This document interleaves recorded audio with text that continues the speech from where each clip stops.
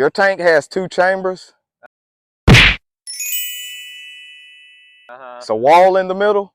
Okay. So pretty much everything that comes out of your house goes into this one side. Okay. Solid settle to the bottom. It lets liquid over to the water side, and that goes out to your drain field.